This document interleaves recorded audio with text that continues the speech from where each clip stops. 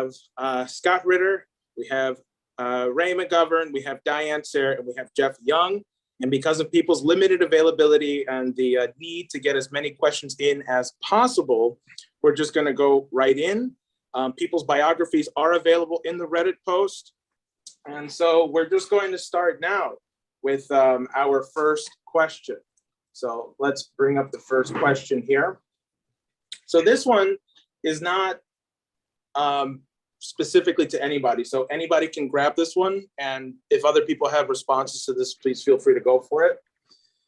This person says, please, someone mention Assange.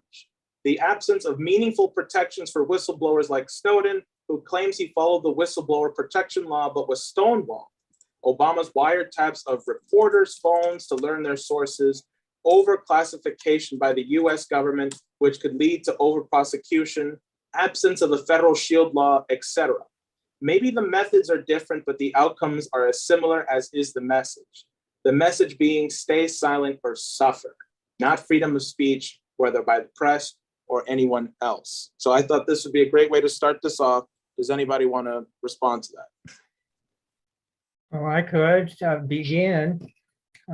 This is Geoff Young, Democrat in Kentucky. I think that the way that the US government has been prosecuting and persecuting Julian Assange for the last, I don't know how many years, is an impeachable offense.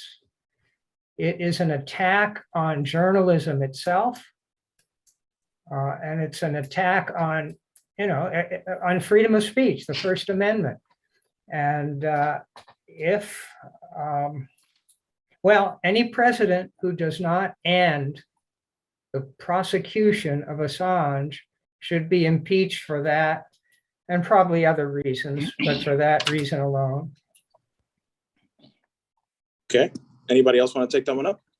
I'll just add, Julian Assange is a friend of mine. I used to visit him at the Ecuadorian embassy in London. He is being used as an example. The fourth estate is pretty much constrained now and is populated by people who read press releases and know what they're supposed to say. Julian found a way to create a fifth estate, a state that could take confidential information, make it immediately available to people after proper vetting. That was his sin. They want to make sure that nobody else tries to do what Julian Assange did. That's why they're saying, in effect, look, you try to do what Julian Assange did, we're going to follow you all over the world. We're going to put you in prison. We're going to hold you in many ways. And if we get a hold of you ourselves, we'll put you away for 65 years. So don't even try it. Doesn't matter if you come from Uruguay or you come from Iceland or Australia. It doesn't matter. We're going to get you. Okay. The only other thing I'll say is that the UN Rapporteur for Torture has actually written a book about Julian, and people should really read it. His name is Melzer, M-E-L-Z-E-R, Niels. He happens to be fluent not only in German, French, and other languages, but also in Swedish. Now, when he started to take Julian's case seriously, he went to Sweden. And I'm not quite sure whether the Swedish authorities knew of his capability in Swedish, but he read all the police documents and he found out Julian was framed by the police in Sweden under the tender mercies of liaison services. And make a long story short, those women who did have sex with Julian, it was consensual. They never disputed that. All they wanted was for Julian to take an AIDS test. He had just taken one. He said, I don't need to take another one. The police took that and made Julian into a rapist. And so what you hear when you talk to any American here about Julian, you say, oh, that's the guy that raped those women in Sweden. It's a classic arrow in the quiver of intelligence services. They got him that way. It's a pity what has happened to him, and I dearly hope that one way or another, judicial authorities who think correctly will prevent his extradition and lead him to freedom. Could I add something? All right, and, yes, and Okay, I agree with what's been said. This is the most egregious case that we're seeing at the moment. I do have to add, as a 33-year associate of the late Lyndon LaRouche, that we experienced this firsthand, and Ramsey Clark, the former U.S. Attorney General, described LaRouche and his publications. He said, LaRouche was given a 15-year jail sentence on conspiracy charges. And Ramsey Clark said, these are book people. This was after a newspaper, a science magazine, a journal called War on Drugs had all been shut down by the US government, which had hundreds of thousands of subscribers. And then people associated with LaRouche were given 77-year sentences and the like. So unfortunately, the case is not unique. It's the most outrageous one of a living person at the moment. And I think that if we can secure justice in this case, that it would go a long way to removing a horrible blot on the American government. okay, thank you. Scott, this next question is for you. And this question was asked ahead of time. This person could not be on live. And they say this to Scott: excellent discussion with Alexander Mercouris, Glenn Deason, and your dogs the other day. I was waiting for and glad you brought up the point about nuclear arms control. I was born at the tail end of the Cold War and have no real memory of the nuclear threat of that era. And now it seems many in my generation and younger have a cavalier, almost eager attitude toward their use. How can we as average citizens, not well versed in weapons inspections, communicate this threat and the importance of re-entering arms controls treaties like the ones we've abandoned? How can we help make this a salient political issue in our current hyper-partisan environment when being, quote, tough on Russia is a talking point from both parties? Free Assange, by the way. Good question. At a risk of sounding to be self-promoting, George Santayana, an American philosopher, once said, those who fail to learn the lessons of history are condemned to repeat it. I'd like to believe, though, that history sometimes provides really, really good examples, so that repeating it isn't a condemnation, but rather the best option available. The best way to learn about the importance of arms control is to learn the history of arms control. Learn, what times were like. You think it's bad today? Try living in the 1980s. Try living at a time where, yes, we were funding a proxy army to kill Soviets. Yes, we were putting sanctions in place. We called them the evil empire back then. We almost went to nuclear war, not once, not twice, 3 times in the 1980s. The United States had 300,000 troops. NATO right now is talking about coming up with 300,000. We had 300,000 in West Germany on the border, ready to go to war, with another 200,000 ready to fly in. Okay, so today is nothing. We sit here and talk about how bad relations are with Russia and how, oh my gosh, this, that, and the other thing. In the 1980s, we were literally on the abyss. We were ready to go over. It was going to be game, set, match, goodbye humanity. But then something happened, the INF Treaty, the Intermediate Nuclear Forces. I don't want to extend, but it might have helped if maybe somebody who had been an inspector helping create this treaty actually wrote a book about it. And I just did that. So again, I wish there was a way I could get it to you for free so people don't think that I'm somehow self-promoting, but Disarm in the Time of Perestroika is a book about the times that disarmament it came to fruition, the importance of on-site inspection, how inspections literally pulled the world back from the brink of a nuclear catastrophe. If you read that book, you'll see how important this was, and then maybe that'll help you put into context what's going on today and why when people, I'll finish with this. This war is going to end in Ukraine one day, probably sooner rather than later. And when it does end, the United States and Russia are going to have to work together to find a diplomatic off-ramp. And this book, Disarm in the Time of Perestroika, shows that the INF Treaty provides a template for just that.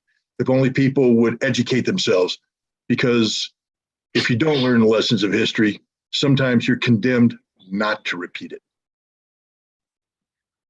Okay, perfect. Thank you. And as always, by the way, Mr. McGovern, would you like to add something on top of that? As someone who has read Scott Ritter's book, I recommend it very strongly. And I would just remind that when there were sensible people around, and I would include not only George Shultz, but Ronald Reagan, who used to listen to George Shultz, and someone on the other side, Mikhail Gorbachev, who actually suggested in 1985, let's get rid of these short and medium range ballistic missiles. We don't need them. We don't need them. We already have deterrence. I don't want to have just 10 minutes or 9 minutes or 8 minutes warning from these intermediate range nuclear missiles. I want to have the full 35, as dangerous as that is. Now, when I first heard of that suggestion, I said, come on, you're going to destroy a whole class of nuclear armed missiles. Give me a break. They did it. They signed the treaty in 87. They eliminated all the SS-20s in Siberia, and that's a large part of what this book is about that Scott has just written. And they eliminated the Pershing IIs in Western Europe. Now that can be done. And just the last thing here I'll say is that was close to being done at the end of this past year in December. The tea leaves were clear. The Russians had frightened Biden and company, and some of them said, well, let's kind of move to reinstate the INF treaty. And on the 30th of December, Biden promised Putin in person on the phone, the US has no intention of putting offensive strike missiles in Ukraine, 30th of December. Now that fell in the cracks. Next time they talked, it was the 12th of February, and Putin said, what about your promise? And so that was a big catalyst for this chapter of Soviet or Russian distrust of what US presidents say. And it contributed largely to the calculus that, in my view, Putin used to say, well, these guys are not serious. They don't take us seriously. They break their promises all the time. We're going to have to fix this in another way to make sure these medium-range ballistic missiles don't go into Ukraine and come out of Poland and Romania if we can. Could I add something? Yeah, of course. Okay, just prior to that, and I would like to say that Reagan and LaRouche made an offer to the Soviet Union on the Strategic Defense Initiative in 1981-82. The Soviet Union made the fatal mistake of rejecting that because it was an offer to develop a laser defensive system together. Perhaps an echo of what Kennedy had proposed actually at the United Nations, that the moon landing program be a joint program of the United States and the Soviet Union.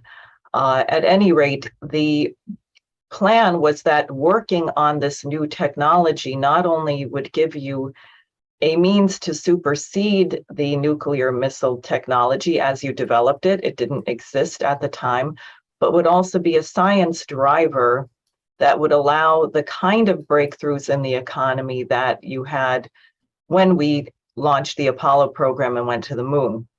The Soviets rejected this, arguing, probably correctly, that the United States would end up winning the Cold War in that case because the United States would assimilate all of the new technologies, whereas the Soviet economy would not. And LaRouche at that point made a warning.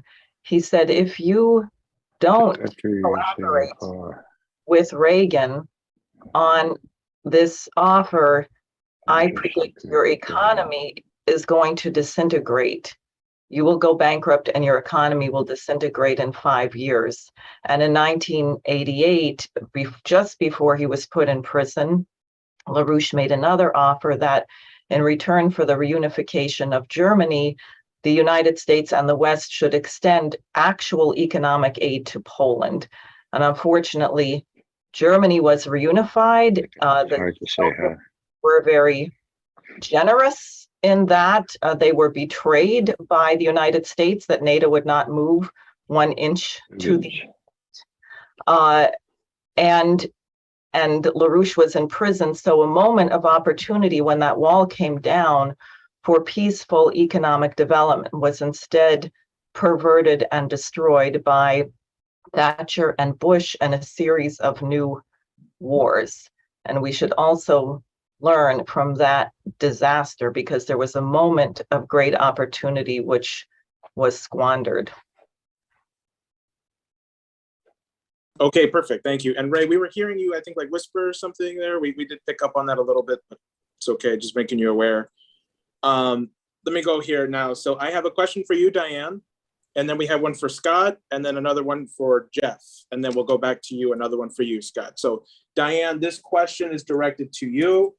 And it says this, it says, for Diane Sare, what will be your strategy once you enter the Senate to educate your Senate colleagues on the physical economy, as well as the World Land Bridge? And do you plan on singing with them? Well, I have said that I would insist that we organized a chorus, and they would have to learn how to sing so they could do something beautiful together, which would be useful, perhaps change their relations. And this question of physical economy, I think we have to have a movement of all people in the United States, because these senators really don't have a clue. They're completely disconnected from the suffering that the American people are feeling as a result of their policies. So I think this really would require a movement. It's a bigger job than one person can do. But I think the singing would be an important part of it. May I respond to that also? You may, yeah. What I would do if and when I beat the incumbent Andy Barr and go into the U.S. House, I will work to change the direction of the Democratic Party 180 degrees, especially when it comes to the issue of war and peace. I don't think there's any hope for the Republicans. I think they're too bought off by the weapons manufacturers, but I will work to make it, to make the Democratic Party as much as possible a genuine opposition party. I think the Democrats overestimate how much power they have. I think in reality, they have almost none, especially since they're a Me Too party so much. So I'm going to work with as many Democrats as possible to cut the military budget, end all of our wars, bring our troops home, and rebuild America, and make that a core part of the Democratic Party platform. All right, thank you. Okay, so moving on. This one's for you, Scott. To Scott, you wrote a letter to your elected representatives after the blacklist appeared. Could you talk about that? Is it the case that the recent Ukrainian blacklisting, which had Rand Paul of the US Senate, Gabbard, formerly of Congress, and 2 candidates, Diane and Geoff, who are running, constitute threats against serving and former elected officials, as well as interference in electoral politics by a foreign power? Well, absolutely. Look, I wrote the letter because I found the this blacklist to be offensive, frankly speaking. It offended my sensibilities as an American. It offended my sensibilities as a human. The notion of silencing somebody is just absurd in the extreme. It's funny when you read Citizens United and the debate that went back and forth on that. The conservatives, more speech is good. More speech. There's nothing wrong with more speech, more, but not my speech, not Diane's speech, not Ray's speech, not Geoff's speech, just more speech. What hocus pocus? But it's one thing to have the Ukrainian government do this. I mean, after all, they are, a government that is elevated such an odious character such as Stepan Bandera to be national hero status, and they retain the Bandera ideology in every murder, rape, and torture that they do today. It's a horrible regime. The fact that we've aligned ourselves with it should shock every American. It doesn't. One of the reasons why it doesn't is that we suppress speech. God forbid somebody actually write about the Bucha massacre that took place at the end of March, early April, and tell the truth about it. Not truth that's manufactured, truth that comes from, for instance, say, Ukrainian sources. Imagine if the deputy mayor of Bucha said, stay in your homes because our special security forces are going to be running through the streets, cleansing them of pro-Russian collaborators. Don't be alarmed when you hear gunfire. Imagine if the Safari unit, which is an Azov battalion, neo-Nazi affiliated assassination squad, publishes on their website, hey, we're going to be running through town, killing Russian sympathizers. Imagine if they actually published a video where someone said, hey, he's wearing white, shoot him. Imagine if they did all that and an outsider like me collects this data and says it's clear the evidence points that the murder was done by Ukrainian security services. And because I dared say that, I get banned from Twitter. 100,000 followers no longer get the benefit of my wisdom. I mean, that's probably a good thing, but nonetheless, the point is, if you say more speech is better, then why do we silence speech, especially when it's accurate, when it's telling the truth? So I find it offensive that they did this. I wrote a letter. I demanded that my elected representatives take action. I actually gave them until August 21st because that's the deadline, according to the law that they promulgated, Public Law 117-128. Within 90 days of the law being passed, Congress will receive a report from the Secretary of State or the head of the United States Agency for International Development, who will then tell Congress how this money is being spent. And I had demanded in my letter that my elected representatives confront these people about the Ukrainian Center for Countering Disinformation, about this roundtable, about this blacklist, about the fact that U.S. taxpayer money was paying the salaries of the people who put this list together, the fact that it appears that the State Department greenlighted this list. And I wanted them to ask questions. Is this money being used for this purpose? And if so, isn't this a violation of the First Amendment, which prohibits Congress from passing laws which inhibit the free speech? I got no answer. Paul Tonka sent me a letter. It was a form letter. Obviously, they just simply said, send a letter that explains why it's such a good thing that I voted for this law. He didn't address anything that I said. Maybe they think I'm joking. Maybe they think I don't think this is serious. Maybe they think that there is no connection between this blacklist and the assassination of Alexander Dugin's daughter in Moscow. Maybe they don't think calling somebody an information terrorist is not only chilling, but dangerous in this day and age where political violence is rampant. But I do think it's time that the people on this list, especially the Americans, consider seeking an injunction in federal court to freeze all monies that have been linked to this $40 billion appropriation, until which time the State Department can provide assurances that this money's not being used to violate the constitutional rights of American citizens through a workaround where Congress funds a foreign entity to do that what it can't do here in America. I think that might be a good course of action going down the road. Definitely. So, I can answer the question. Definitely agree. Perfect. Thank you. Okay. So now we're going to go to a question for Geoff. Let's see here. Let me scroll right back up to it. We got a lot of questions, by the way. It's hard for me to parse through these. All right. So let's go to this one here. Question for Geoff. Why do you focus on Ukraine so much? Aren't you an American politician?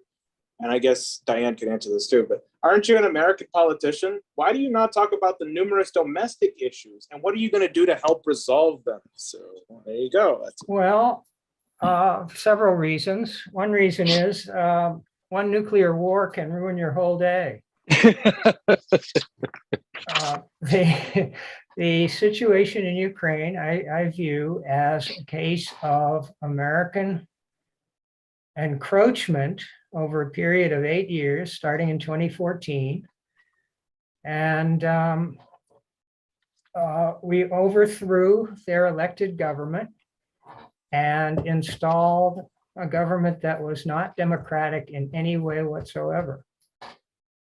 And it was, it was totally controlled by the US State Department, the CIA, the Pentagon, and small groups of heavily armed Ukrainian Nazis. It was a totalitarian dungeon for the last 8 years. They have been shelling civilian areas in Donetsk and Lugansk, and that is right on Russia's border.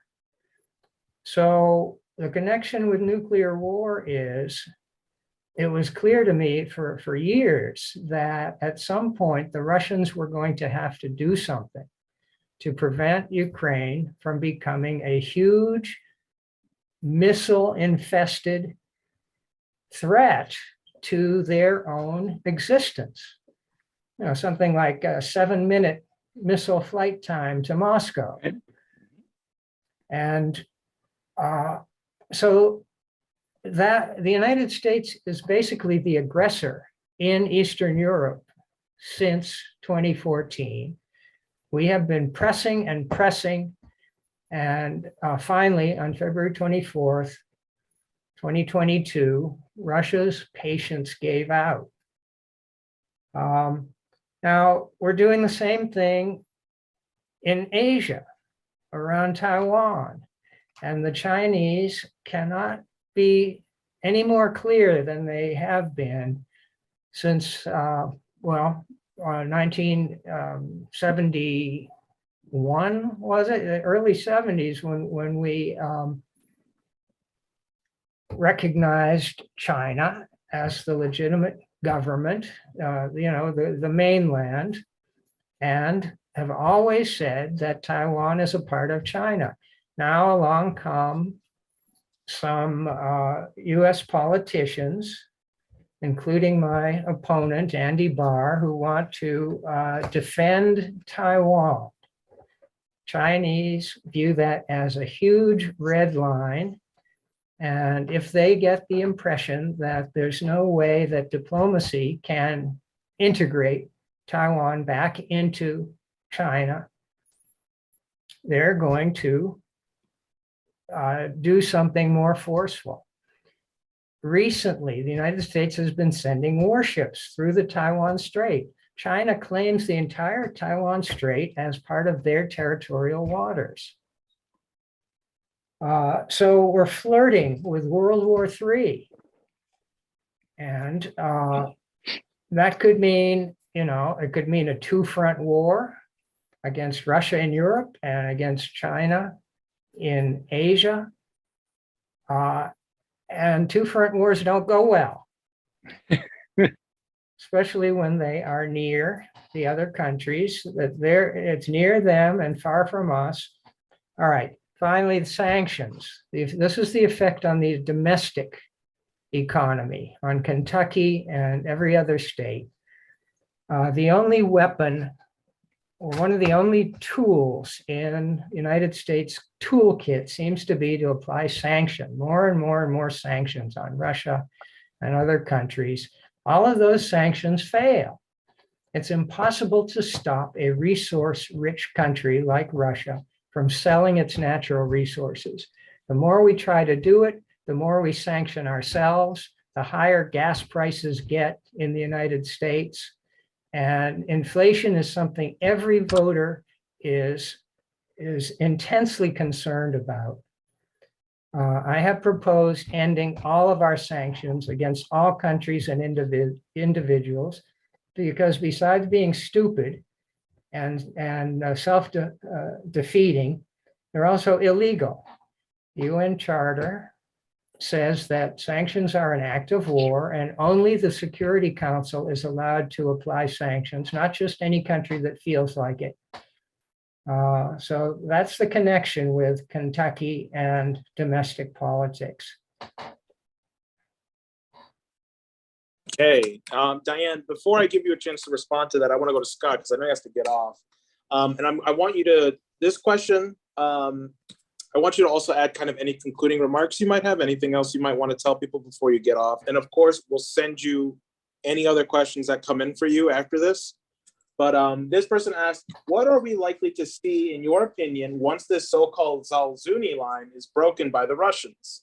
It's my understanding this is the last major line of fortifications that the Ukrainians have in the east.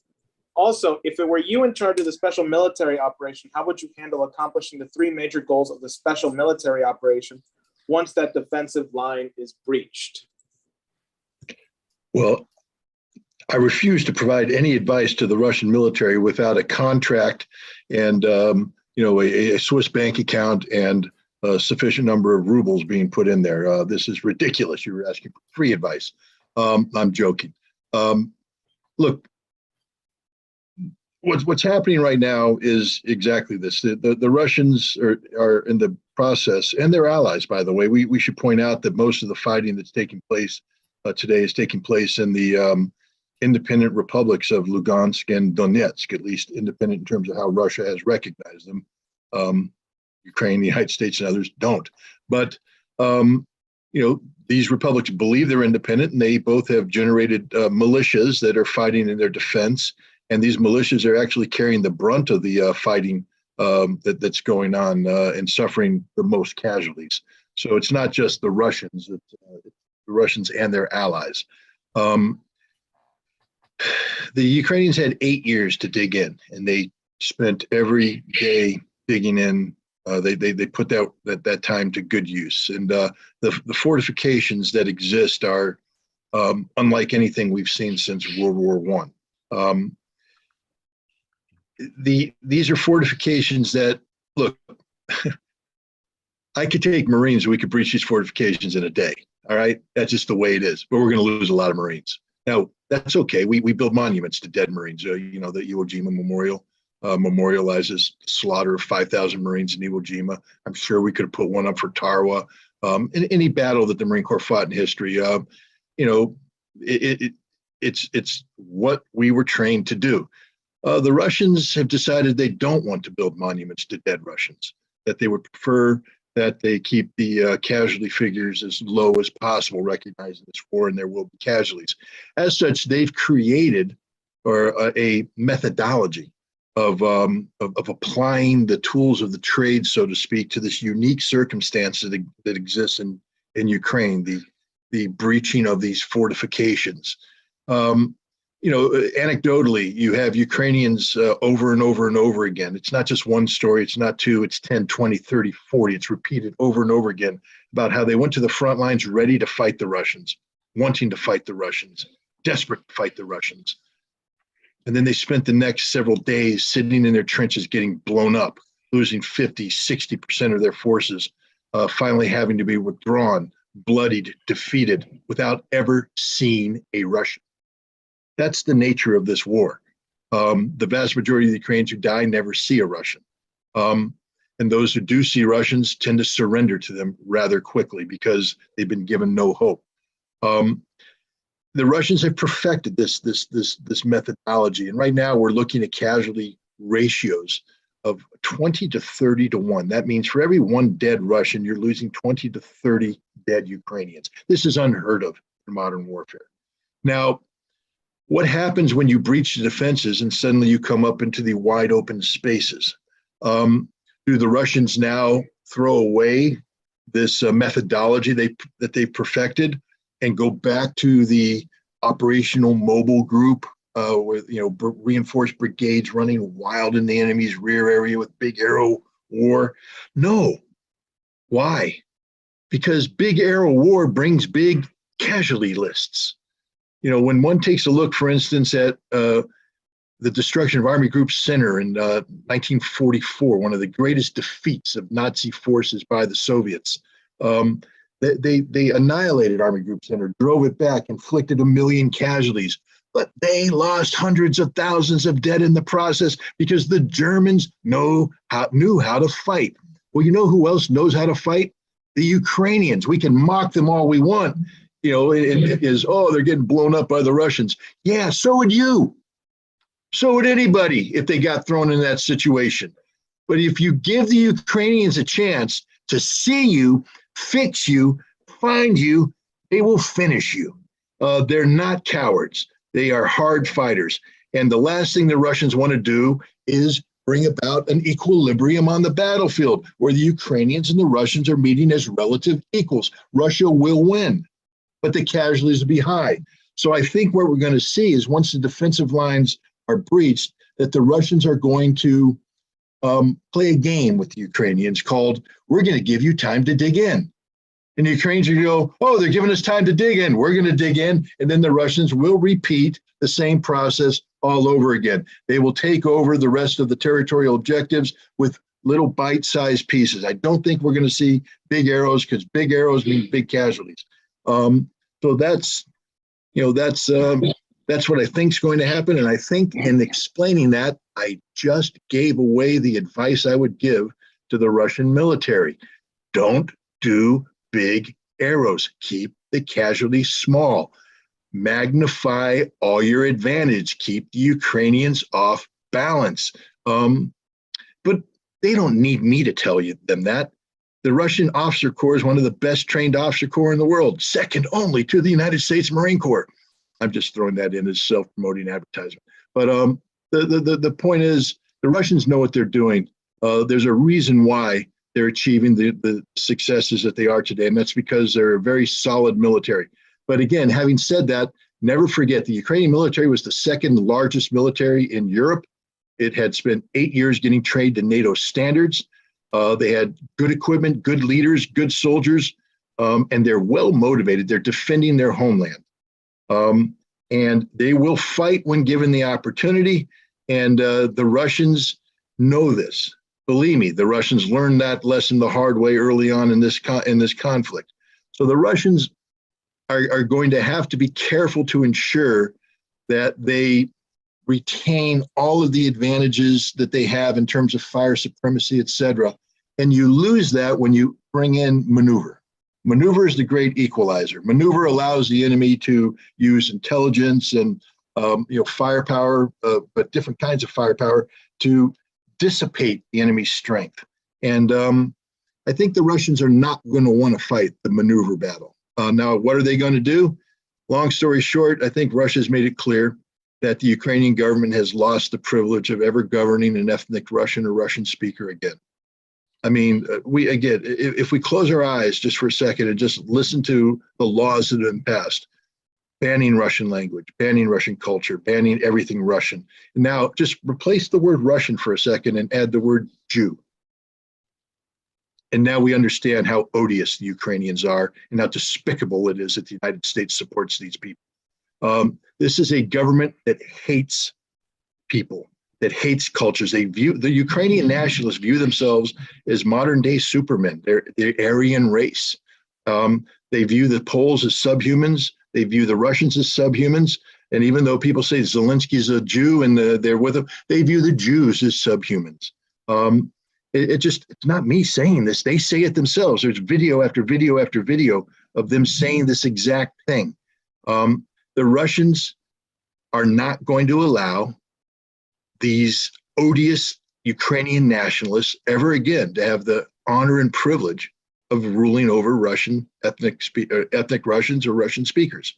And therefore, all territory in Ukraine where there is a significant Russian population, historical connection, et cetera, will become and will forever be Russia. I think we're looking at Novaya Russia that spreads from Transnistria through Odessa, down through Kherson, Nikolaev, Dnipropetrovsk, up to Kharkov, and that will be forever Russia. And that's that. And then if the Ukrainians want to argue that point a little bit more, then they'll lose everything else because the Russians aren't going to stop.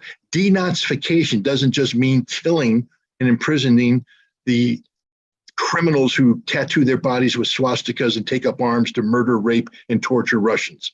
Mainly Russian civilians, by the way, because they're not the bravest of people. They don't do too well when they go up against Russian Marines, Russian paratroopers, or soldiers who are ready to kill them in combat. They tend to surrender. Thousands of them did because they're not that brave. But they're going to go on trial. The world's going to see the reality of the odious nature of their crime. But that's not denazification. Denazification is the elimination of the ideology, which means any political party that shows any loyalty to this ideology must be terminated. And termination means never allowed to exist again. And those who are members of that political party must be criminalized, which means that they have to be held accountable for their crimes. This is harsh, but this is what we did to the Nazis at the end of World War II.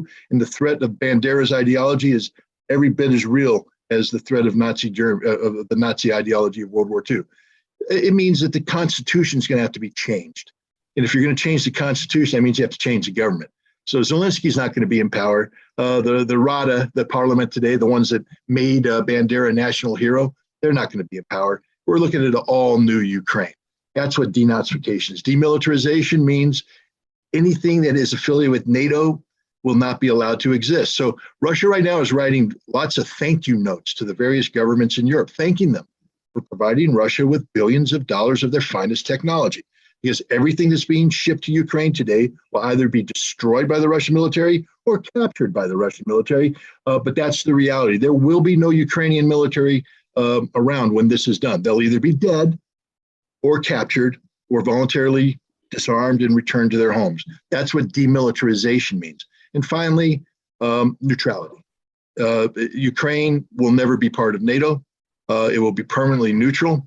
And that's just the reality of it. Whatever peace treaty is brought in will be dictated to the Ukrainians, just like we dictated the terms of surrender to the Japanese on the battleship Missouri in Tokyo Bay, because the defeat of the Ukrainians will be every bit as severe and without conditions as that suffered by the Japanese and the Germans in World War II.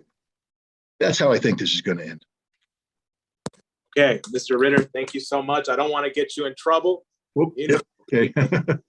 Thank you, guys. Thank you so much. And we will send you any questions we get more, and we'll put them in later. Thank you. Okay, thanks. Okay, perfect. So moving on here. We have, oh my God, we're getting like flooded with questions right now. Don't feel pressured. We probably won't get to all of them. Some of them we will answer afterwards. I'll email them to you if we don't get to finish it all.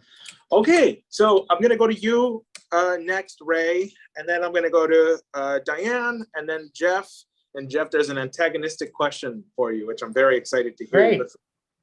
For Ray, I think this one is right up your alley. For Ray, question about U.S. attitude towards Russia. I studied some works by a few Russian philosophers, and I see Russia as laying claim to Europe. It is rightfully theirs, and the US should stay out of European affairs. If they stop sending weapons to the Ukraine and Kiev, then Ukraine will rejoin Russia, followed by the rest of Europe. Do you agree we should be less antagonistic towards Russia and stay out of their affairs? Well, the question is, did the Soviet Union fall apart? And did the heirs to the Soviet Union say, well, country fell apart, but we still want to dominate the world. We still want to take over the rest of Europe. We still have our eyes on Poland and the Baltic republics after we do Ukraine. That's the question.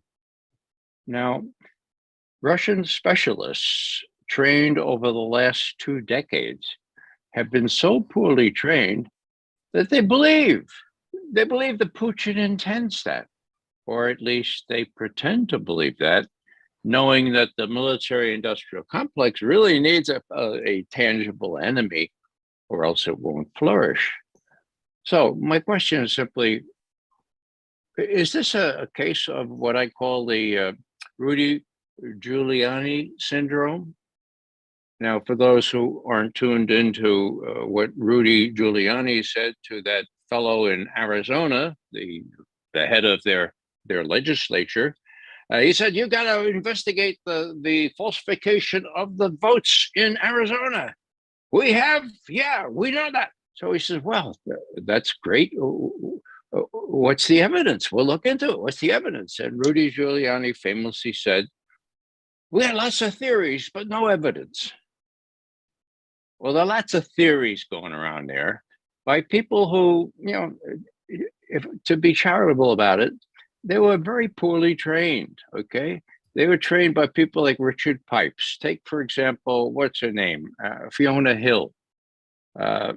three months ago, she wrote an op-ed in the New York Times saying the Russians are trying to drive us out of Europe and say, don't let the door hit your backside on the way out. Her words. What's our evidence for that? The evidence that I see is that the Russians had real problems with what they considered to be their strategic nearness. In other words, they had an existential problem with respect to these spaces going in already in Romania and Poland and eventually in Ukraine.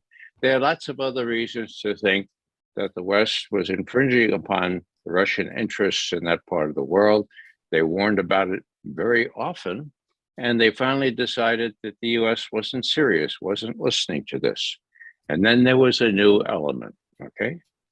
That element, the name is China. Now, people say, well, what's China have to do with this? Everything. There's a virtual alliance between China and Russia now, driven mostly by these idiots in our State Department. So that if there's a dust up, well, in either place, in the South China Sea or the Taiwan Strait, or in Ukraine, where NATO becomes more deeply involved, the US is looking at a two-front war. And as Geoff has already said, that's not really a good idea. So the problem is people don't know that Putin has no idea about conquering the rest of Europe.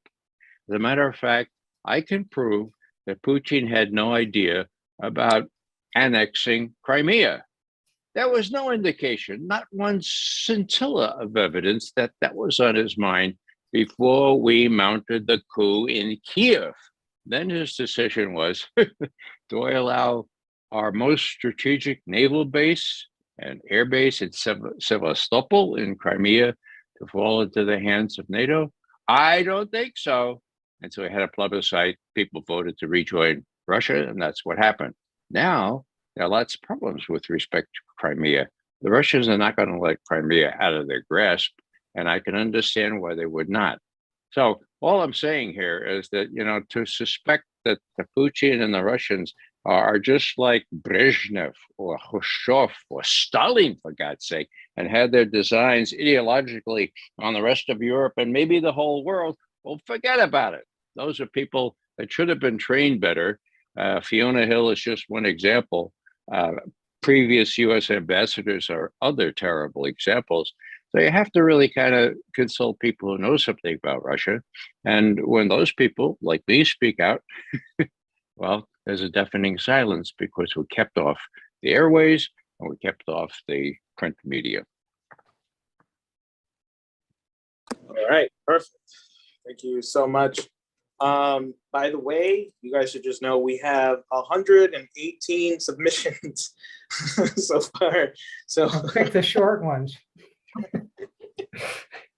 And again, I just want to thank you, all the speakers here for taking the time out to answer these questions and participate in the Ask Me Anything. So Diane, I'm coming to you now. We are getting questions about your affiliation with Lyndon LaRouche, and I'll hit you with a simple one. This one might be coming off a little antagonistic, I'm not sure, but they're here. They're saying, where is it? I just lost it here. Oh, with your leader gone, who is the natural successor? So I think they're referring to Lynn here. So Diane, do you want to go for that? Sure. I mean, the natural successor is LaRouche's wife, Helga Zepp LaRouche, in Germany. Many people find that difficult because she's not a US citizen, but she was his co-thinker and collaborator for many years. But I would challenge that person, whoever asked, because what defines a leader unless a leader actually produces other leaders? And LaRouche was once asked by some younger people, what happens when you die? Who's your successor? And LaRouche said, well, either we're going to solve this problem and not have a new dark age, in which case there will be no successors, or we're going to change the whole policy and I will have many successors. And I think that's a much better way to think about it, as opposed to this linear, what kind of putting things in a box. We need more leaders. We have a horrible shortage of leadership in the United States right now and around the world. I was involved in a discussion with some people who are listening now yesterday about the question of nonviolence, how Gandhi managed to liberate India from the British Empire using a form of nonviolent direct action. Martin Luther King picked up on this and developed it further. Was there any nonviolent way to resolve the situation that we are now seeing unfold in Ukraine? And it's very hard, because when you have people who are not honest brokers and who have deeply flawed ideologies like these nationalists, it's not clear that you can do that. But one thing that occurred to me is, if you had, for example, in Germany, there were people like Bonhoeffer, there were people like the White Rose. Had there been more people in Germany who had the courage to actually defy the policy of the Nazis, perhaps there would have been a way to defeat Hitler that avoided the death of so many people. I'm sure there are people in Ukraine who are not Nazis, who are horrified by the policies of this Banderist regime. Could they have done something that would have made a difference? I don't know. I right now feel that as far as I can see, I don't know. I might agree with Scott Ritter that perhaps Putin had no other choice, because what you were looking at, if action were not taken, was that Zelensky was saying that they were going to annex Crimea, and if Ukraine were part of NATO, then right there you would have a war between NATO and Russia, and who knows where that would go. I'm not sure. But this question of leadership is that there's the principle, which is, do you love mankind? Do you love other people? Are you willing to put aside certain of your own interests to act on behalf of other people? And I think that's the question of leadership. And as I said, I mean, we have almost 8 billion people on the planet. So we need a lot more leaders. And I would challenge the person asking that question to consider perhaps they should pursue becoming a leader. All right. Man, you guys give long answers. So we're gonna after the stream, we're gonna have to go back and transcribe all this again too. So here's what we're gonna do. Geoff, I'm gonna go to you, and then we're gonna do one more round, question for everyone else, and then because of people's schedule and time, we'll stop for today, and then we can keep going possibly at a later date. We'll figure that out afterwards, because there are a lot of questions that are the basis for good discussion. People are very curious, and I'm sure the moderators would be happy to keep the thread open. We've generated a lot of reaction. So Well, I had my schedule cleared for 5 to 8, so I can hang around as long as you want. Well, we'll see how we go. We'll come back on that for a minute. Yeah. So Geoff, where was this antagonistic question here that I thought was very good? Oh, well, this one wasn't the antagonistic one, but oh God, it got lost in the sea of the other questions. So then I'll go to the other one that I have for you, and others can also take this one too. And I think Ray, you might want to weigh in on this one too. If U.S. laws are to apply to U.S. journalists in Ukraine, should Russian journalists be protected by Russian law while they are in the U.S.?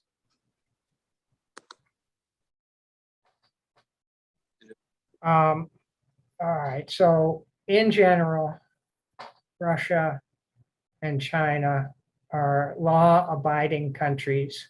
They care about obeying the law. They put a lot of effort into it. Vladimir Putin himself is a lawyer. In the United States, we have maybe 5 times, 10 times as many lawyers as we need, and we're not a law-abiding country at all.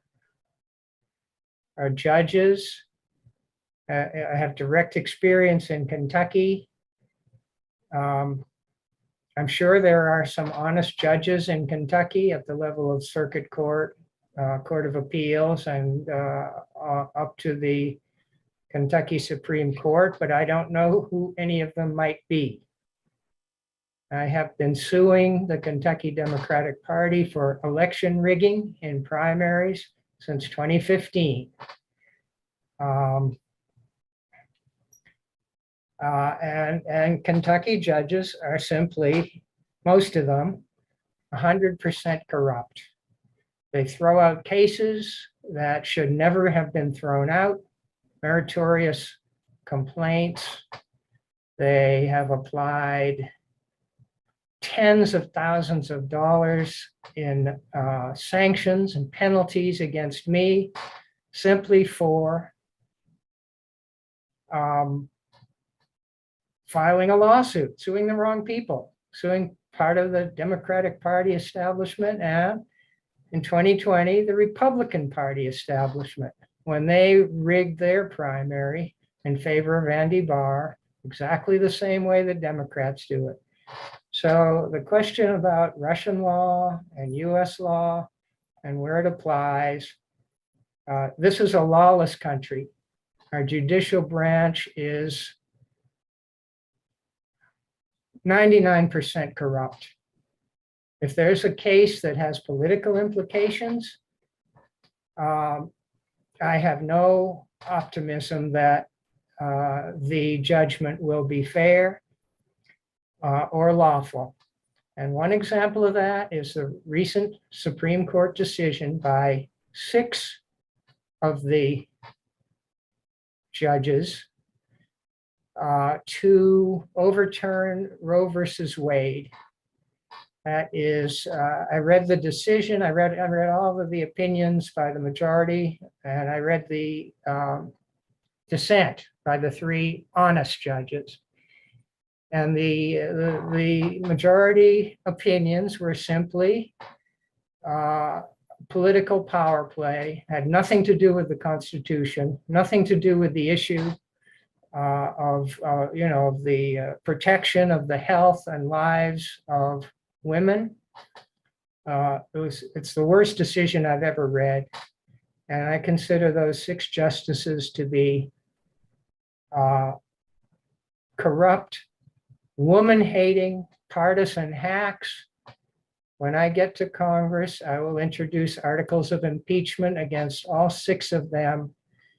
And we can get along fine with 3 good justices on the Supreme Court. The United States relationship to the rule of law is antagonistic, and I see the need for many impeachment of many judges.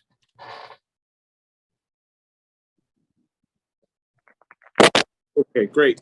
Ray, I don't know if you wanted to add on to that. I have a question for you next, but okay. I'm fine. All right. Question. Okay, so we're gonna do one more round after this, and then so we'll do this round, and then the next one will be the last one. Just because, like, I don't want to leave people hanging either. And by the way, Diane, somebody responded to your response. I thought it was kind of funny. They said, it's a shame when Diane points out that you need to have basic love and decency for humanity to be a leader. So that's good. Anyway, this is for a question for Ray and Scott, but Scott isn't here anymore. In view of surveillance capability, what level of certainty is there that when there is a significant atrocity in a war zone, the NSA knows precisely what vehicles, major weapons, and groups of personnel were on site at the time it was committed? Thus, silence can be understood to mean that the NSA doesn't want us to know what they know about it. Well, the answer is it depends. it depends on operational security. If these folks who Scott says actually committed those atrocities were behaving with good operational security, NSA wouldn't be able to intercept their conversations. In most operations, there's little operational security, and so the NSA does know a hell of a lot more than they let out. The NSA knows pretty much everything we do, or can capture everything we do. And when NSA Technical Director Bill Binney told me that 8 years ago, I said, "Come on, Bill, all our conversations, all our even, come on." And he said, "Ray, they can do it. They have the capability. They do it. They don't listen to everything on your telephone, but they store it away and they can easily access it if they want to get you." So NSA is almost all powerful in that respect. On the battlefield, it depends again on operational security by the foe. All right, perfect. Thank you, Ray. So the next question I have is for Diane. All right. Sorry, it's just trying to look through the minutia here, all the questions. Give me a second here to find it. Where was it? Boy. Yeah, by the way, not all of these comments and questions are friendly. Not everybody, people are also calling you guys Russian bots or Putin allies. Somebody's asking if you guys get paid in rubles. I think that's a funny response. I've answered that before. No. But it might be a stronger currency than the dollar. Okay. All right. So sorry, Diane. Give me like just two. Gosh, there's like a great question here, and Oh, I can comment. Anybody thinking of whether they should contribute to my campaign or Diane's, or Matthew Ho is another anti-imperialist Green Party candidate in North Carolina for the US Senate.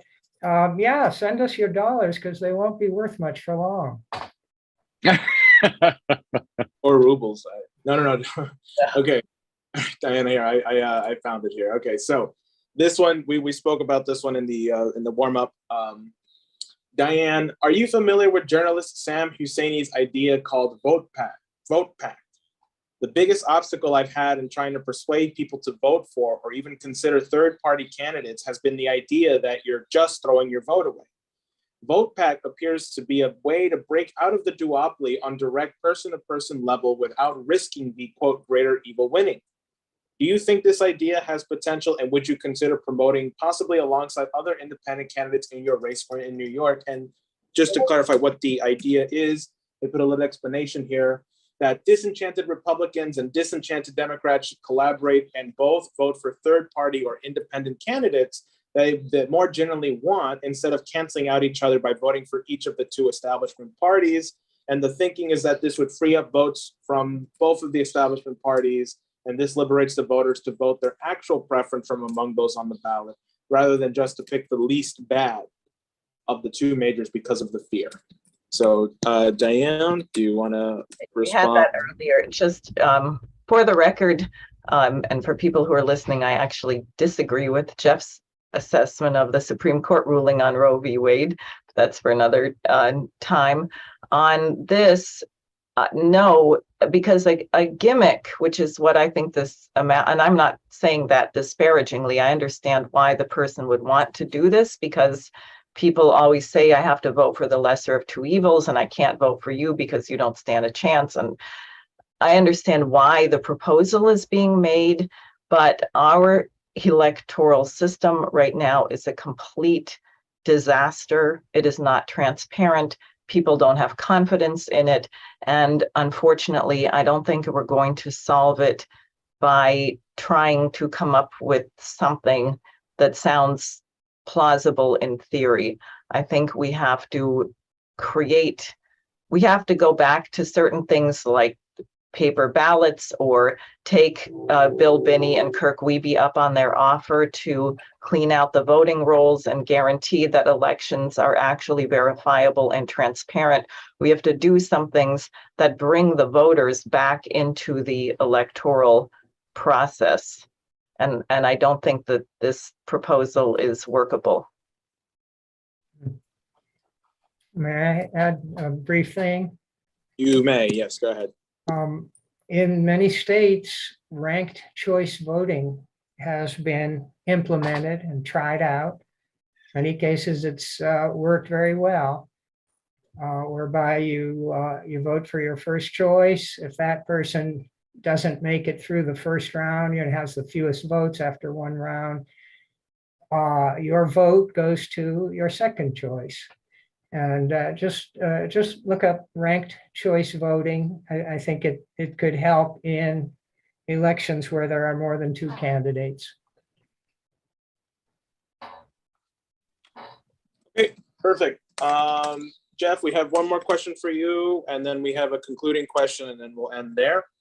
So this question that came for you: with the American military-industrial complex funding the Ukrainian war and the Russians fighting back, should the Russians switch their strategy? Is there something they're not doing that they should be doing? How would you stop this? How would you put an end to this war?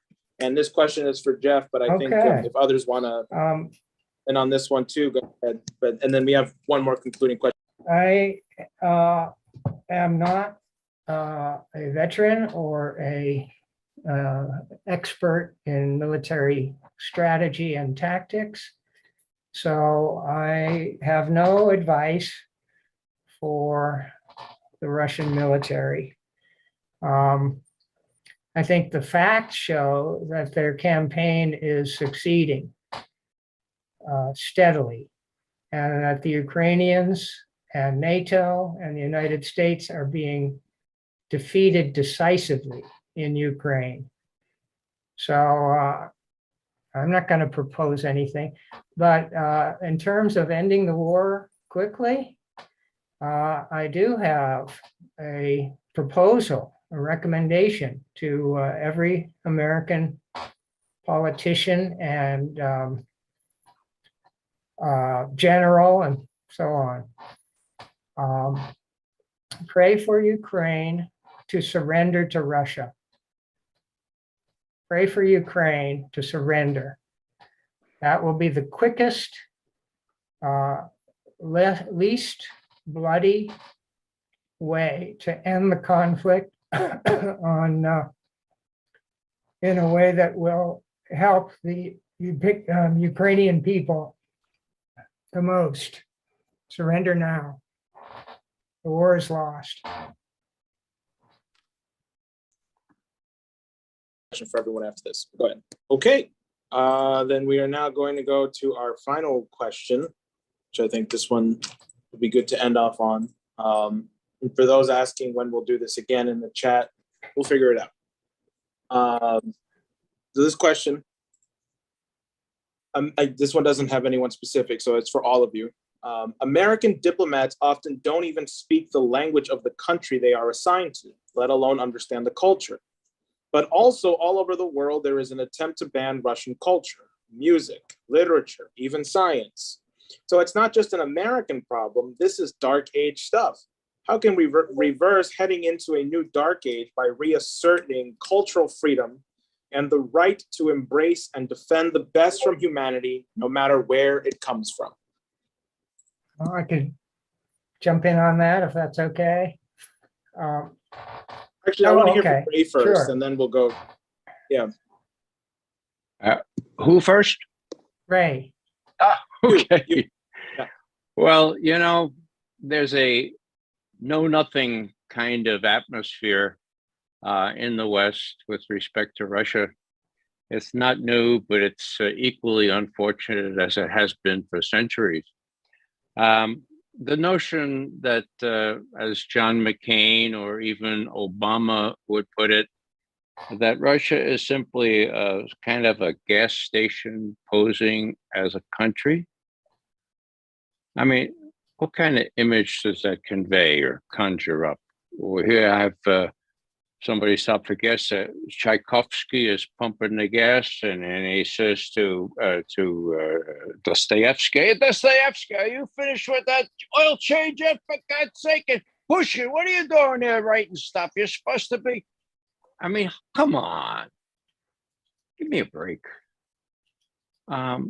This is sort of cultivated from the very top, and it's really hard for me to, well, it's not hard for me to believe that McCain is as ignorant as he is or was. Obama, well, he was not ignorant, but he was very pliable. So if they told him he should throw out 55 Russian diplomats, and he thought that that would make more votes for Hillary Clinton, he'd do it. If they manufactured evidence to justify the claim that the Russians hacked into the election in 2016, he would do it. He did do it. And we're seeing that all come out in court documents now. So I think the imperative is to try to broaden the understanding of Americans that Russians don't have all horns on them. And Putin is not a new Hitler, far from it. And more immediately, and I'll stop here, what Putin and his Russian advisors did in 2014 in annexing Crimea was justified by what he considered to be an existential threat. If NATO took over Crimea and its main naval base in Sevastopol, okay? Similarly, if the US kept building medium range and intermediate range ballistic missiles on Russia's periphery, as they have, they've prepared the sites already in Romania, they're almost complete in Poland, and what would happen in Ukraine if there was no invasion? Well, I think people need to realize that there are existential threats when you go up that way against another major power. The analogy is Cuba. Back in 1962, when Khrushchev, the head of Russia, the head of the Soviet Union, put intermediate range ballistic missiles in Cuba, what did we do? We said, that's an existential threat to us. You got to back down. Now, two things about that. One is that John Kennedy, to his credit, had some sensible advisors around him. The generals all wanted to invade Cuba, right? Now, when John Kennedy asked his intelligence people, and I was one of them then, when he said, hey, how about these missiles? Are they armed with nuclear warheads? And the answer that was given to him by CIA folks was, no, we assessed that there are no nuclear warheads on those missiles. Wrong. Took 30 years to find out they were armed. Kennedy didn't know that, but he proceeded in a measured fashion, and they got Khrushchev through a compromise involving eliminating some US missiles from Turkey to back off. Now, problem today is that there are very few sensible advisors on the US side that Putin sees an existential threat in what we have done and are doing in Ukraine. Putin is not going to back off. He's going to proceed to make sure that that existential threat is removed. So the real question is, what is the US, NATO is the US, what is the US going to do? Will they try to intervene in such a way that nuclear forces might become involved? My God, one would say, well, that would be crazy. Well, Biden is being advised by the crazies, okay? By people who have the best educations, but don't know a damn thing about the real world. Never served in the military. So I'm talking about Blinken, I'm talking about Sullivan and all these guys that he has working for him. So what I'm saying here is the real danger is the US will not realize what it means to have an existential danger. And that unlike the Russians back in 1962, the US won't back off.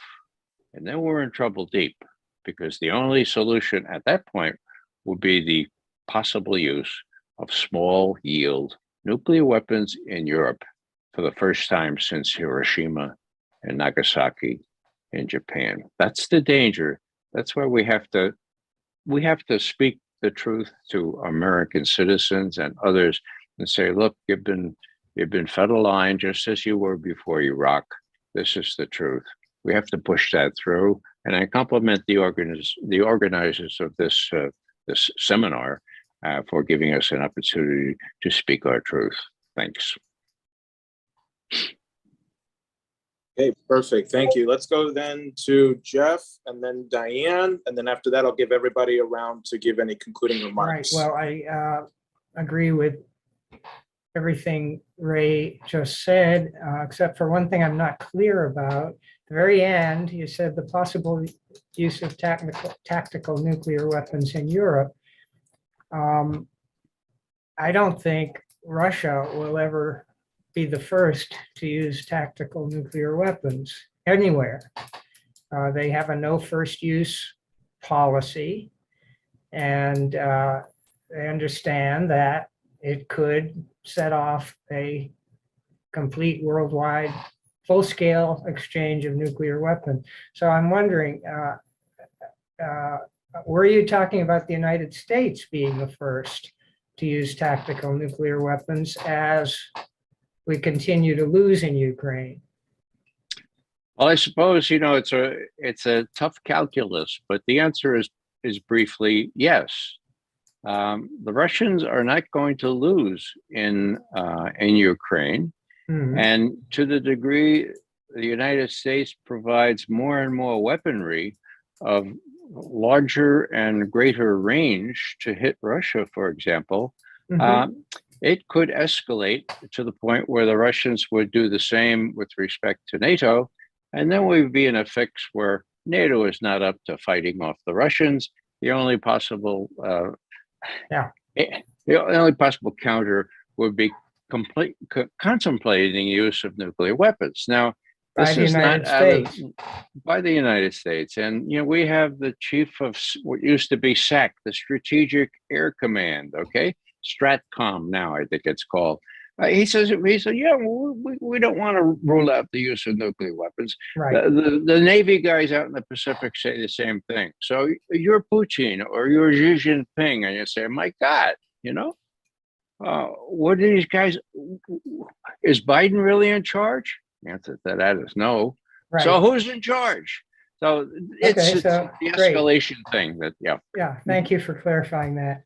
Welcome. Going back to the original question about American diplomats often not being able to speak the language of the country, there's a cancel culture going on against all things Russian in the United States and many countries in Western Europe, Ukraine, where they're taking down statues and putting up other statues. But I would agree with Ray that the main problem is not the fact that American diplomats can't speak the language. I think the problem is that we don't do diplomacy. I think that Russia and China have some of the best diplomats in the world. They really know what they're doing. They know how to negotiate. And compared to them, Antony Blinken is like a child whose toy has been taken away. We're like 6 levels below in the ability to even do diplomacy at all.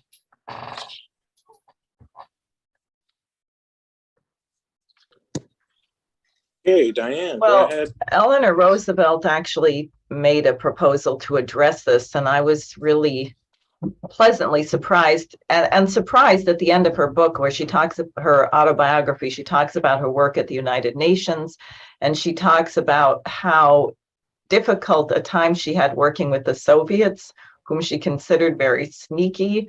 And she said that that the United States had done a terrible job. If we were upset about the spread of communism, as she was, she said these nations, Russia, China, Soviet Union, then China, go places, build infrastructure, learn the culture, and become influential in that society. She proposed that in the United States, that, and I may not have the exact years right, but I think it was at the age of 15, instead of, or you could have a choice between mandatory military service or sort of a diplomatic service. So at the age of 15, American children would choose a country that they wanted to go to and work in. And for 2 years, they would work on learning the language, the culture, the religion, the history, everything about that nation. And then at the age of 18, they would spend 2 years in that country, working with that country for various advancements in the standard of living and so on. And I think what you would have seen as an enormous reservoir of goodwill. You would have had tens of thousands of Americans who had firsthand knowledge of other languages, of their nations. I think this kind of program would have totally changed our relationship to the rest of the world. And along these lines, I also would like to say, as a candidate for office, I don't want to say exactly that I'm offended by some of the questions that I'm asked, but maybe I should just say that, because I think people have been very shrunk.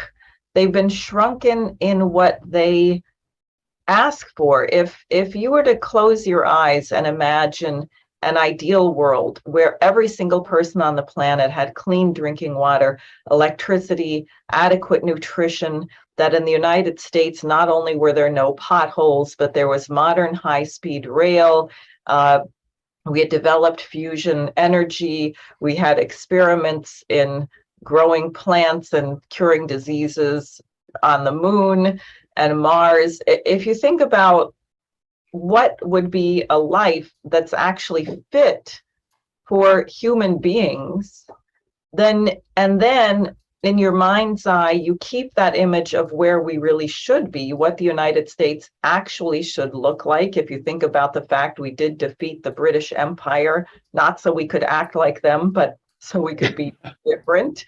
And then you compare that image of where we ought to be to where we are. Perhaps the thing that should obsess the voters is, how do we get from where we are, which is very backwards and small and suffering, really suffering. Why are there 100,000 drug overdose deaths in a year, to be where we should be? And I think this is the challenge for all of us and for everyone we're talking to. In a way, I guess I could say I shouldn't be offended, because this image of where we ought to be has really been bludgeoned out of people. You're not supposed to have imagination. You're not supposed, if you even think that there should be no more starvation, you're accused of being some wide-eyed idealist who doesn't know what's really going on in the world. But I think we're really missing that, and we need more of that quality of intent. Optimism comes from intent. In the United States. And I know that wasn't part of the question, but I really had to say it.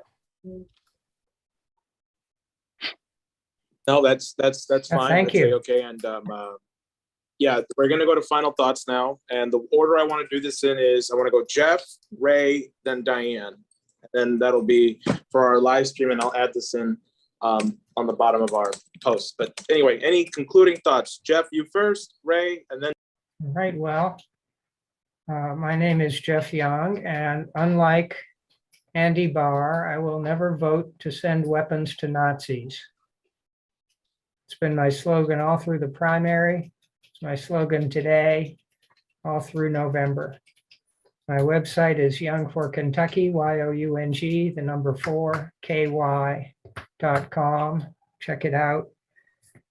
Final thoughts. Our country is in big, big trouble.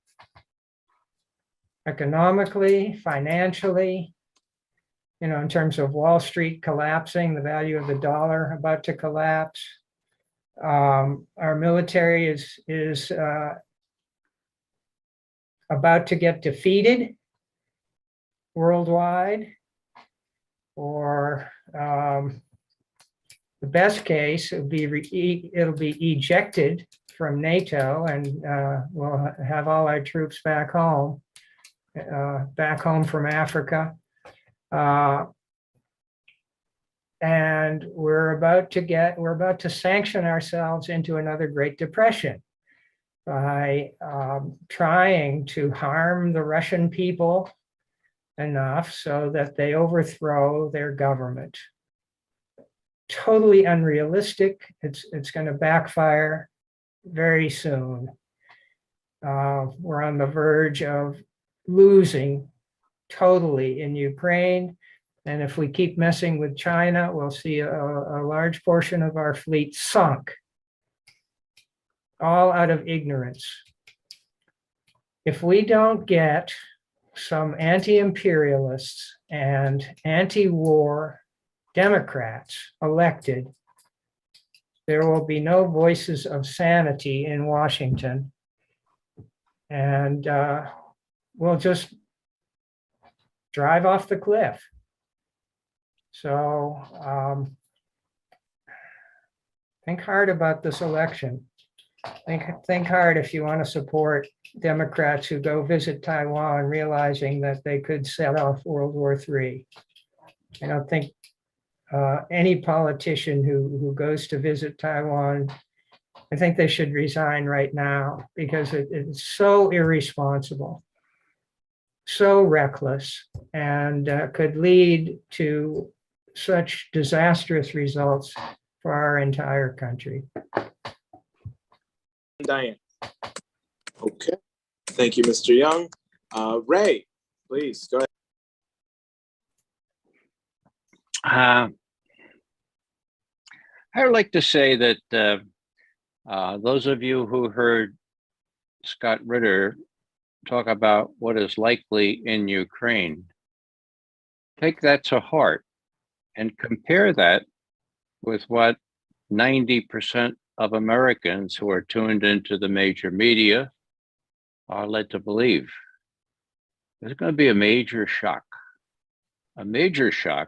when it turns out that Americans realize that either they have been misled, or that the Russians have done something dastardly to all of a sudden win. Okay. Now, Scott and I agreed that this is going to be a gradual process in Ukraine.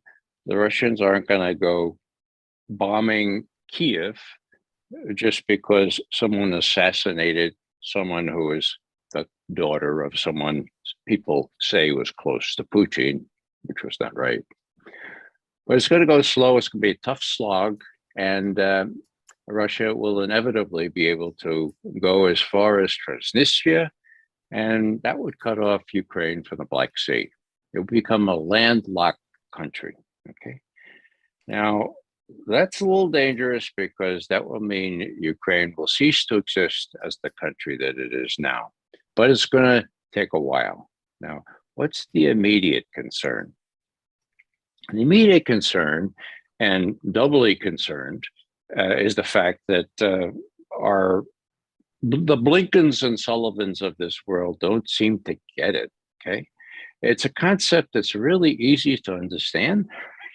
The Soviets used to call it the world correlation of forces. Okay. John Mearsheimer calls it balance of power 101. It used to be like a triangle. The US, China, and Russia, sort of like, equilateral triangle. And Kissinger and Nixon, as you know, played Russia and China off against each other which succeeded immensely in getting good arms control measures and moving Russia and China together against the US. Now, by virtue of the incompetence, arrogance, and hubris of people like Blinken and Sullivan, and people before them like Pompeo, my God, and John Bolton, and all these people that did such dire stuff for our country, by virtue of all that, Russia and China are the big, I mean, you remember geometry of what an isosceles triangle is? Well, these long sides are Russia and China, and this is the US, like, it's got the short end of the stick, let's put it that way, okay? So that's the case now. And the notion that a two-front war would be envisaged by people like Blinken and Sullivan is crazy. It shows they don't know anything about strategy, nothing about the world correlation of forces, and nothing about what exists now in terms of this alliance between Russia and China. So what's the short-term problem? The short-term problem, in my view, is that the US intends to send warships through the Taiwan Strait.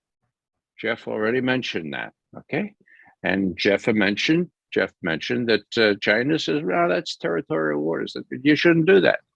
Well, I fully expect, and the US is on public record, the White House and the Pentagon saying, we intend to send those warships into the Taiwan Strait in the next couple of weeks.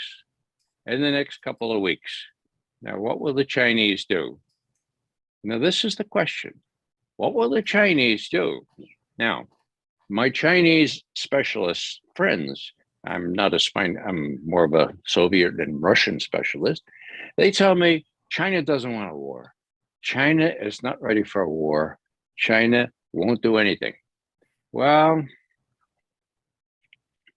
those are the same people, many of them, who told me that China would never support Putin if he attacked Ukraine. And you know the answer to what happened. They did, in my view, they gave Putin a nihil obstat. Nothing stands in the way of your going into Ukraine, despite our principal position on non-interference in the affairs of other countries. We'll waive you on that. We'll give you a waiver, and we'll emphasize, as the Chinese do now, the merits of each particular situation. They have given Putin full support. Now, if the Chinese feel like they would like to harass US ships going through the Taiwan Strait, and there are all manner of ways they can do that, or worse still, if they decided to interdict, if they decided to say, no, you can't go through the Taiwan Strait, we're having exercises, they might last like a couple of months, then the flag is up. What happens? What does the US do? Well, Biden's not in charge. So who's in charge?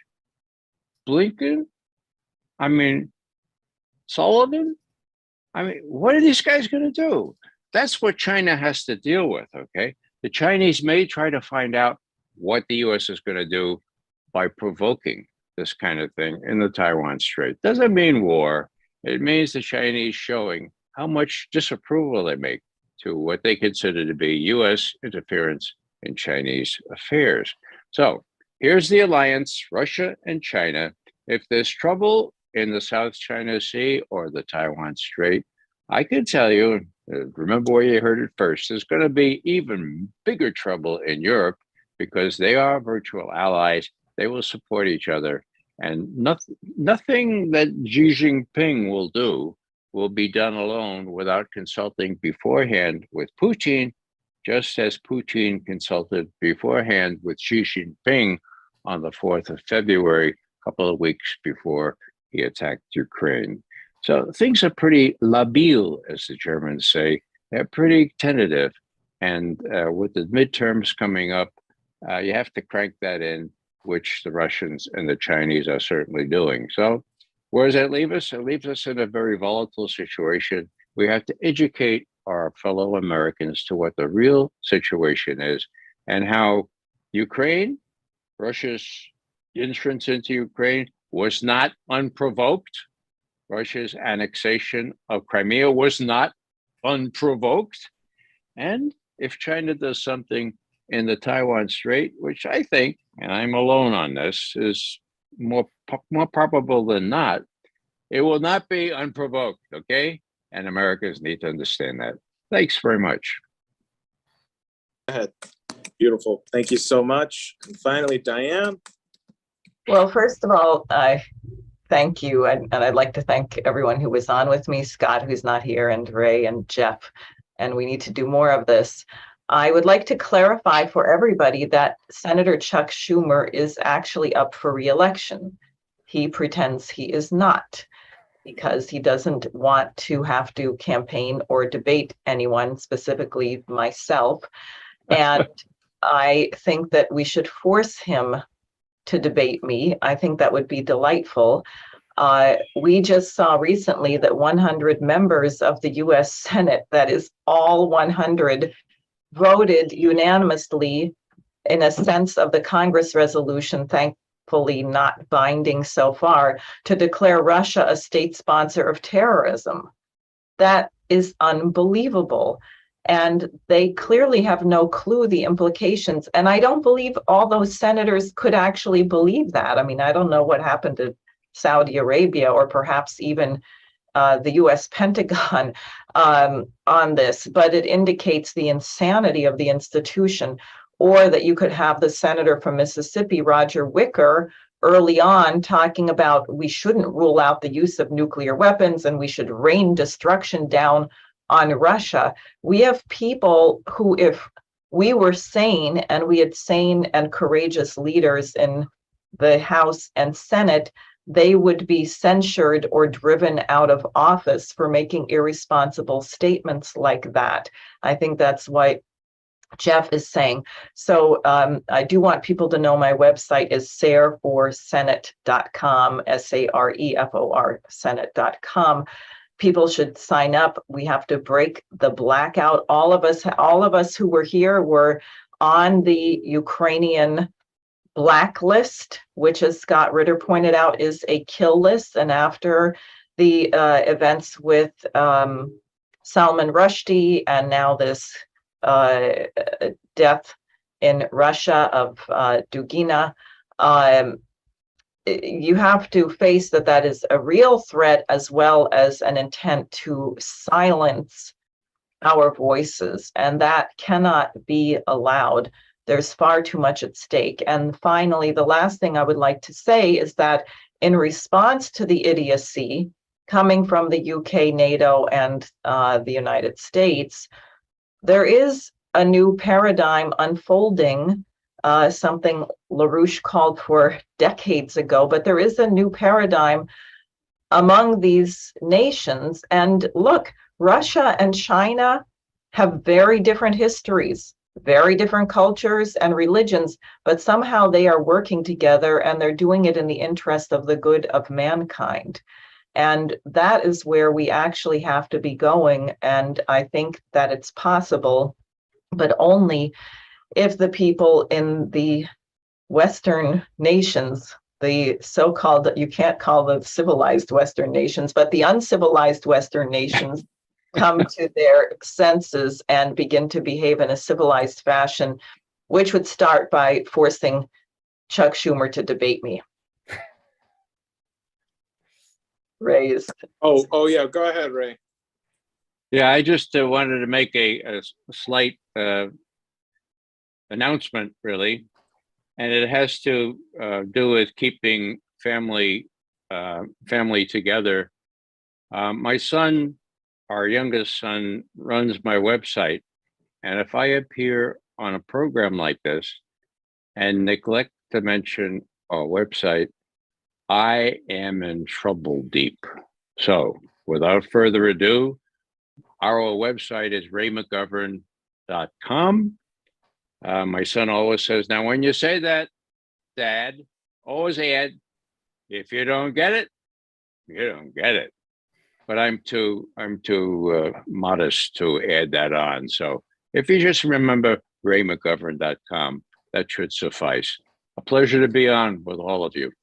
Okay, so I want to thank Mr. Geoff, Mr. Ray McGovern and Mrs. Diane Sare. Ray, you can let your son know that the website